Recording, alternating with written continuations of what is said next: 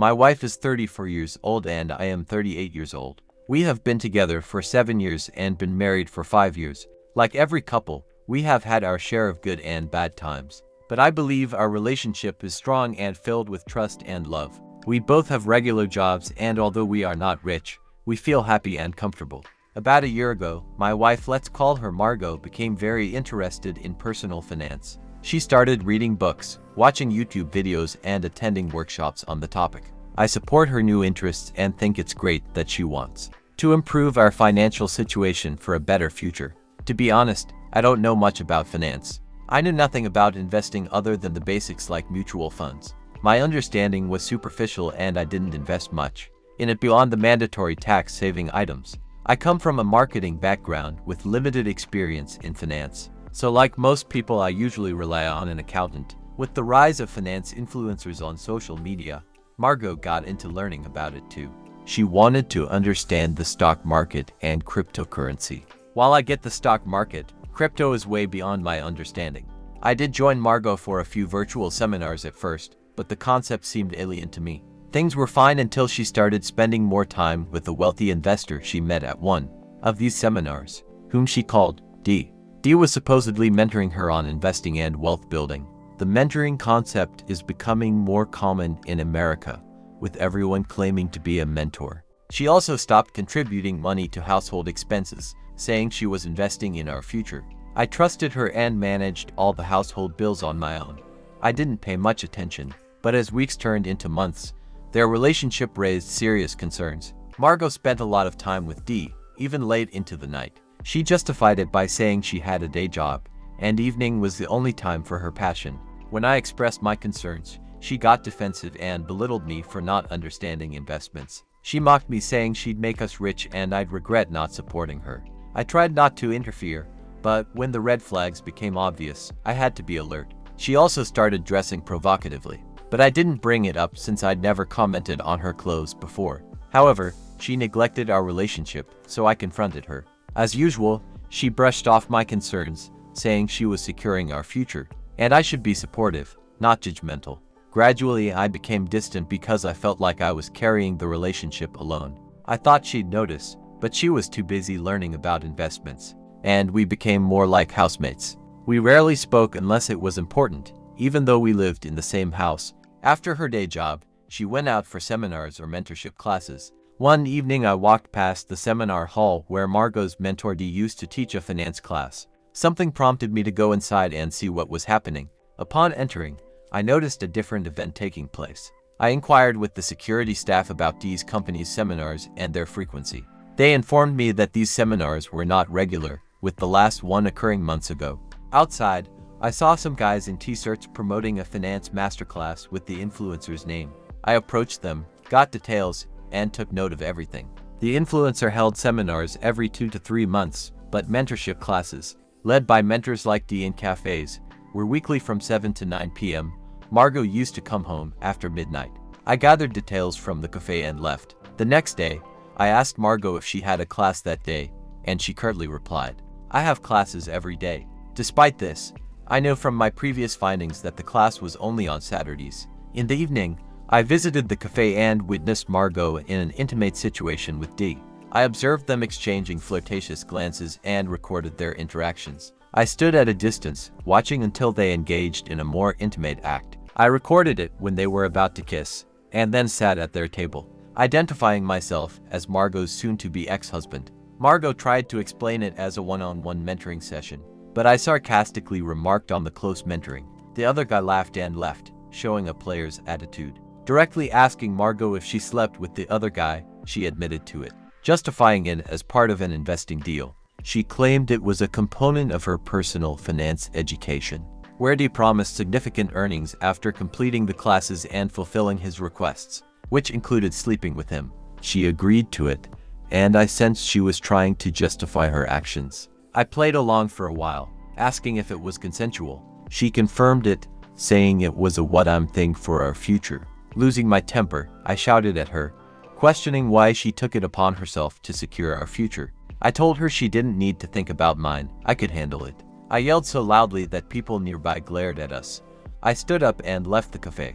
Outside, she tried to hold my arms, but I shrugged her off, telling her to go to her mentor and not come home. Returning home devastated, I couldn't believe she used the pretext of learning personal finance to hide her infidelity. A few minutes later, Margot arrived, claiming it wasn't for fun. She slept with him to learn money-making tricks. I asked her to leave the house, and she pleaded, insisting it wasn't cheating but part of a business. I couldn't understand what kind of business she was involved in. I told her there was no point sleeping with her mentor to learn personal finance. She could earn actual money without doing so. She got angry, saying she'd proved me wrong, calling me too old-fashioned to understand modern concepts. She went into a mode of showing off her potential earnings, claiming she'd be a billionaire while I'd retire with little money. I told her she could do whatever she wanted, but not while with me. She packed her stuff and left. 2 days later on Saturday, she returned, stating she wasn't there to apologize but to take her remaining stuff. I didn't respond, and she drove off. She seemed unremorseful, choosing her actions over our relationship. Update. Not much has occurred except for the divorce, so here's a quick update. Margot didn't come close to learning personal finance. It looked more like a scam than an investment. I don't know a lot about it, but anyone promising quick money and huge returns is suspicious. Making money genuinely isn't easy, and it certainly doesn't happen overnight, but it's not my concern anymore. My divorce was finalized last week, and it certainly doesn't happen overnight, but it's not my concern anymore. My divorce was finalized last week, and it went smoothly. I don't have significant wealth for her to fight over. Our home was a rented condo.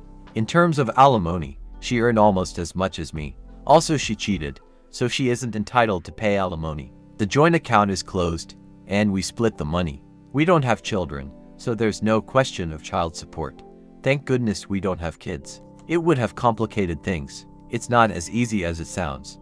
I'm still coping with her cheating. She's been telling everyone I'll come back, begging for reconciliation when she's rich. After learning about personal finance risks, I wished her luck. Show everyone that our divorce happened because I was insecure about her progress. She labeled me as controlling and jealous, but I listened with a smile and showed everyone the video I recorded of her with the fair partner.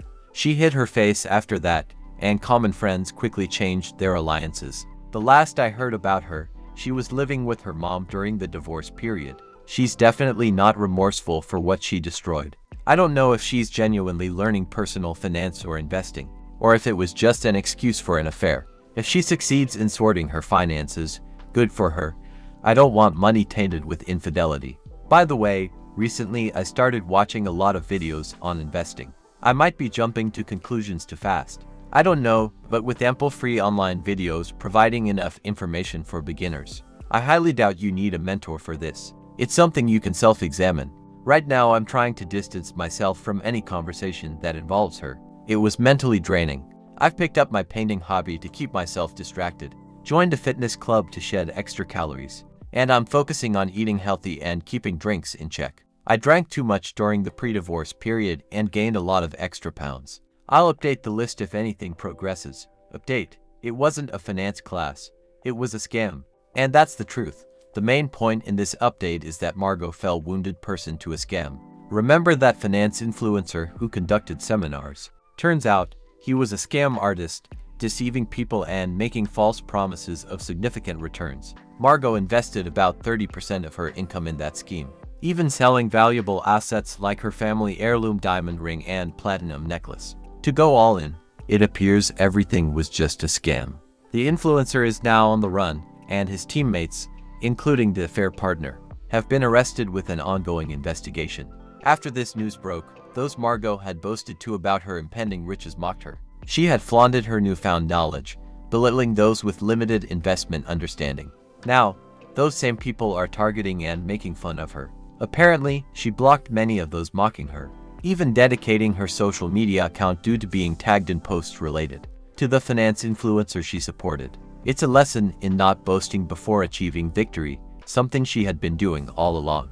I've made significant progress, shedding extra weight and getting into muscle training, which I enjoy. I've also returned to painting, and it feels really good. I haven't rushed into dating yet, not because I'm trying to forget the past, but simply because I'm not ready for it. Clearly he was a scammer who managed to deceive her. Update. I had a visitor, and it turned out to be Margot. She looked really sad and told me she had fallen for a scam. A business partner and his boss, who was into fraud, had cheated a lot of people, including her, and ran off with their money to another country. I asked if the partner got caught, but she said no. The partner and a few other mentors were close to the fraud boss and managed to escape at the right time, leaving the rest of the team behind. I asked if she came to me because her partner ran away, but she said no. She claimed she loved me and wanted to talk. I reminded her that we were already divorced, so there was no point in talking.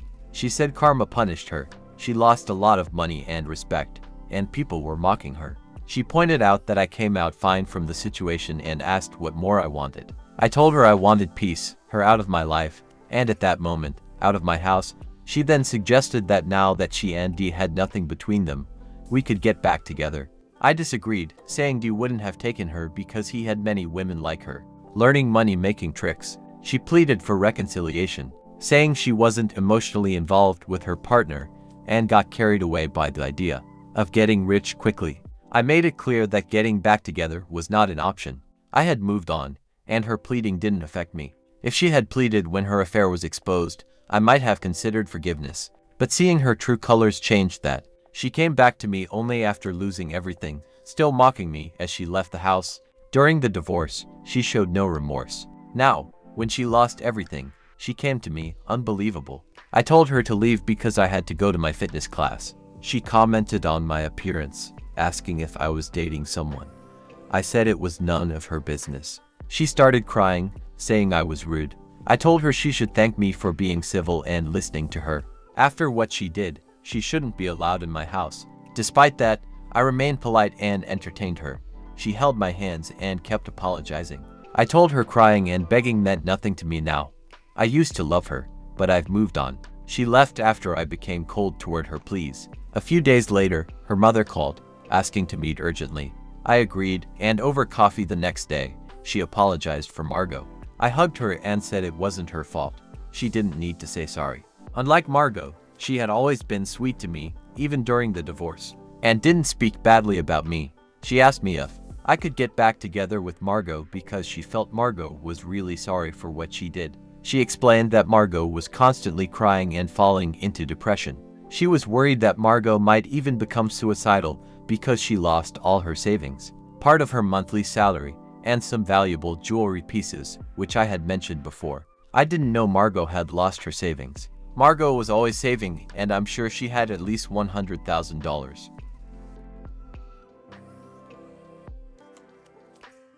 Losing such a large amount of money can affect anyone's mental health. I questioned how getting back together would help Margot deal with the depression from losing money. She said that Margot truly loved me, and even in her lowest moments, having me in her life could bring her some happiness. To be honest, I did feel sorry for Margot. I even briefly considered getting back together, but that feeling didn't last long. I quickly returned to my decision not to take her back. I told her I couldn't do it. I didn't love her anymore. It turned into a cycle of tears and pleas to help her daughter avoid depression. I stood firm on my decision and suggested taking Margot to therapy. She needed counseling more than a husband. My ex-mother-in-law was disappointed that I declined her request, but understood my perspective. There was one more thing that would have upset Margot more, and that was my investment journey. I followed some genuine finance YouTubers who helped me understand personal finance and investing. On a broader level, this knowledge greatly assisted in building my portfolio. And guess what? I'm already making a good profit. I ventured into the stock and bond markets too. However, I'm still unsure about crypto trading and don't want to step into unfamiliar territory. I'm taking things at a steady pace, learning one thing at a time. Understanding the stock market has reinforced my belief that making money takes time, patience, and courage. I'm hoping to come out of this stronger before thinking about dating again. I still don't feel ready for it. Second story, I'm a 40-year-old guy, and I've been married to Amanda, who's 32, for 2.5 years. It's tough to pinpoint a specific moment that defines everything, but things took a bad turn after a frustrating phone call. I was in the living room catching up on football highlights. I missed when Amanda's phone started ringing, annoyingly interrupting the game. Fed up with the ringtone cutting into the commentary, I brought her phone to the kitchen, asking her to answer it. Then, the phone rang again, and she seemed ready to snap at the caller.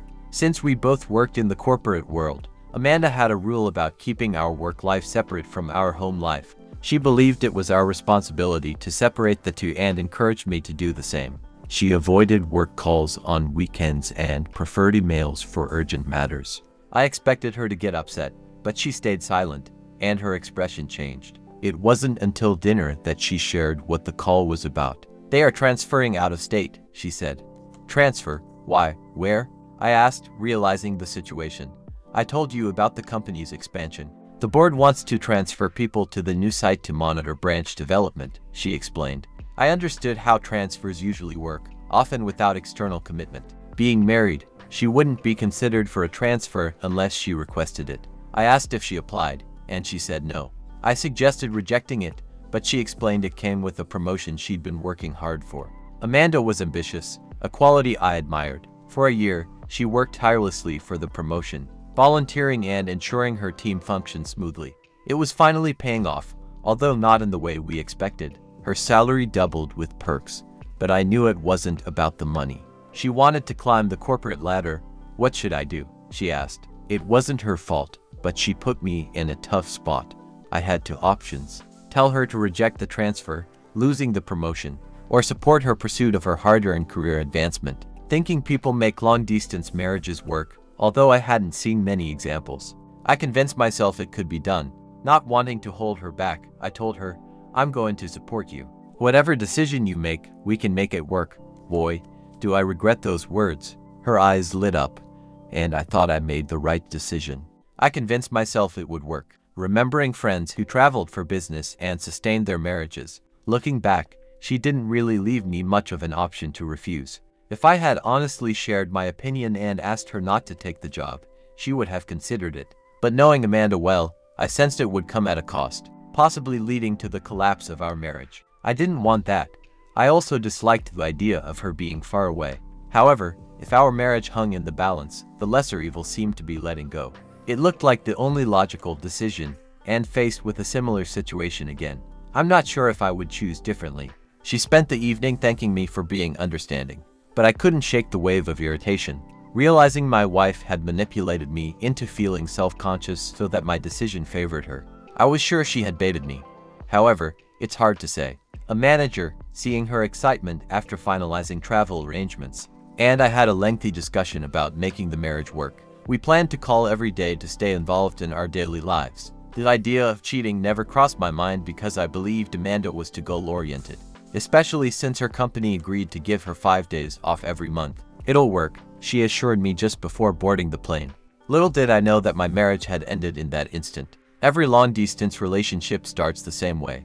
Calls around the clock, even with Bluetooth earphones so we could talk while she worked. For the first 2 months, it seemed to work. We were on the phone more, and I knew more about her life than when I lived with her. Suddenly, it didn't feel like I'd made the wrong decision prioritizing her ambition over my needs. We were in a good place, at least until 2 months ago. Amanda called one morning to cancel her trip back to Michigan. Her company's quarterly performance had been below par, and she had to work on recruiting more capable professionals to fill out administrative roles. To make her job easier, I didn't mind, as I was on the verge of closing a huge deal that would give me more flexibility in how I worked. The compensation for closing the deal was worth millions. With that, I could be closer to my wife. 5 days were inconsequential when I could be with her as long as I wanted. I kept the deal a secret to surprise her after it was sealed. To make that happen, I needed to be at my best, which meant no distractions of any type. I didn't call her, and she didn't call me. It was the longest we had gone without talking on the phone. We still texted on WhatsApp, but we were both too busy for meaningful conversation. I'm explaining everything because a few days ago, a mutual friend called me callous and manipulative after hearing what happened. If you ask me, I'm neither of those things. I consider myself a wounded person, which is why I'm here recounting everything between myself and Amanda. Anyway, back to the story. The big deal came through, ensuring my family's financial security for life. It was a game changer, making me part of the elite 10% of America in terms of wealth. That night, while waiting for confirmation, I resisted the temptation to call her. I wanted to tell her about the past week and how our lives would change. Amanda's biggest dream was a trip to Paris. Instead of calling her, I planned our vacation there: ticket, hotel, food, places to visit. I had everything sorted out and was going to break the news together, all at once. I scrolled through my WhatsApp and landed on her story. She was hugging this guy, Henry. Tall, olive skin, brown hair, blue eyes. He looked no younger than 35. He was the first person employed when she started working. He was from the area, knew about the job, and she needed his expertise. Underneath the picture she captioned, "Dark times reveal angels." I should have suspected something was wrong. I think I did because I held off from telling her that the deal came through when it did. Instead, I took the next available flight I could find to California to see her. As you may have already guessed, she was having an affair with Henry. I phoned Amanda's workplace in Michigan to find out where she was, since I planned a surprise visit. Luckily, the receptionist who answered was a mutual friend, so convincing her not to tell Amanda was easy. Throughout the flight, I imagined scenarios of how Amanda might react. After sharing news of the deal, I went straight to her branch from the airport, hoping to have dinner with her to break the news. However, I learned she hadn't reported to work that day, so I had to Uber myself to the given address. I wondered why the branch receptionist was surprised to find that Amanda was married, but I didn't press, since I knew Amanda liked to keep her life private. After climbing 4 flights of stairs, I arrived at her door with a bouquet of flowers behind my back. Right before knocking, I heard Amanda moan, "Keep going, keep going." It made me sick. Just 5.5 months away and she cheated. Rage surged, but I tried to stay composed. I left her apartment and drove back to her office to instruct the receptionist not to mention my visit, even tipping her $100. I stayed in a hotel close to her apartment to keep a close watch. Over the week, I discreetly followed her with a rental car, and she didn't suspect a thing. She moved between work, yoga, and her apartment, making it easy to track her. This is how I found out she spent a lot of time with Henry, and it wasn't hard to deduce he was the one she was cheating with. I called and messaged her during this time, but she used work as an excuse and begged me to give her space to get her professional life in order. At that moment, I decided not to let myself be played by her anymore. I drafted divorce letters and waited for her return with Henry. It seemed like all they did was have closeness. Upon arriving at her door, I heard nothing but moans, grunts, and groans. I picked the lock, tiptoed to her bedroom with my phone, recording everything. As disgusting as it was to watch, I recorded a full minute of their relationships before revealing myself. In that moment, while she scrambled for clothes, I felt powerful. Seeing her anguish when I threatened to share the video with her colleagues and family justified my decision to end things. She begged for forgiveness, saying she'd resign and go to therapy. But I was disgusted by her actions, unable to entertain her pleas. She said she resigned and dropped off signed divorce papers yesterday, but I still sent the video to her parents. I want them to see the kind of person their child became. Some comments suggested she checked out of the relationship when she took the job. She had been wanting this for a while, and probably cheating on you for a while as well. She manipulated you into agreeing to take the job, practically forcing you into saying yes. Huge, life-changing decisions like that will have a drastic impact on the family. Update. My wife got moved to a different state to oversee the opening of her company's new branch. While there, she started a relationship with a coworker. I found out about it during a surprise visit after our divorce. I took some time to sort myself out, and for a bit, I was occupied enough to not dwell on the whole situation. I went on vacation to the Dominican Republic for a week, which was pretty awesome. One evening, I got a Reddit notification about a post. When I wrote it, I mainly wanted to vent my anger, irritation, disgust, and rage. Surprisingly, it gained a lot of attention. Reading through the comments, one post stood out. Someone shared a similar experience, mentioning feeling miserable for not taking revenge to the extent needed to satisfy their spirit. It might sound strange, and it was definitely an unpopular opinion, as many people, judging by their comments, were content with me just exposing her infidelity to her parents and getting her fired without going further. It was somewhat satisfying to see her relationship with her parents fall apart after the video, but other than that, it seemed like I hadn't accomplished much. Last I heard, she was in a motel working at a night bar, fittingly ironic for the cheater she is. About 3 weeks after returning from the Dominican Republic, she showed up at my door, begging me to forgive her and take her back. It was amusing to watch. She seemed like all she did was cry in her spare time, bloodshot, swollen, and puffy eyes. Whether it was from crying or dealing with some issues, I didn't care. In fact, I realized there wasn't much I could do to her. She was already an emotional wreck. I decided to shift my focus to the guy she cheated on me with, Henry. I let her in, and she probably thought I was reconsidering the divorce because she immediately started explaining herself, thinking I hadn't gone through with it. She even claimed to have lost her parents' respect and that my actions made her regret what she did. I posed a test question, something I knew she'd fail, just to be sure I wasn't seen as callous or wicked for having a justified motive. I looked her in the eye and asked how many times it happened. You'd expect her to learn from the experience and regain some dignity by telling the truth, but she said once, swearing it was the truth. According to her, running a failing business, with expenses 3 times more than revenue, became a burden. She didn't want to burden me further, thinking she already asked too much by pursuing her ambition. I wasn't bothered by her excuses. What stunned me was how effortlessly she could lie to my face. It was hard to believe our entire relationship had any truth to it after that. My dad always thought it was almost impossible to look someone in the eye and lie. Well, he was way off. Honestly, I wasn't sure how many times they got together, but I had a sense of when it started. And it definitely wasn't just once. I might have doubted her lies if I hadn't followed her for the first 2 weeks in Michigan. And on the day I arrived, she was making quite a scene in her room. Her obsession with privacy didn't matter much then, but I kept my cool and didn't let on that I knew. What about Henry? Who knows? He's probably still in Michigan with his wife. Imagine my surprise when I found out Henry was married. Despite the frustration, I stayed calm. I saw an opportunity to extend my revenge to hurt not only her, but also Henry. There was no way he'd walk away without facing the consequences. I didn't need a mirror to know my acting skills weren't Oscar-worthy, but the way she eagerly spilled everything, including lies about how Henry manipulated her, made me sure she was unsuspecting. I was baiting her. After telling her to give me time to think, I ushered her out and immediately sent the video to everyone who knew her, including her receptionist friend at the office. First, I booked a ticket to Michigan to use the information Amanda gave me about Henry's marriage, but I planned to damage him where it hurts. I rented a studio apartment close to him, watching from a distance, waiting for the videos of his escapades with my ex-wife to drop. Meanwhile, I observed his wife, Annie. She was gorgeous, with flowing blonde hair, stormy gray eyes, and a scary smile. Although my initial plan was to bait her into a compromising situation, I had a change of heart. But I know what you're thinking. Aside from the money, I'm a pretty decent-looking guy. Decent enough to be prom king, anyway. Annie was a kind and genuinely caring person.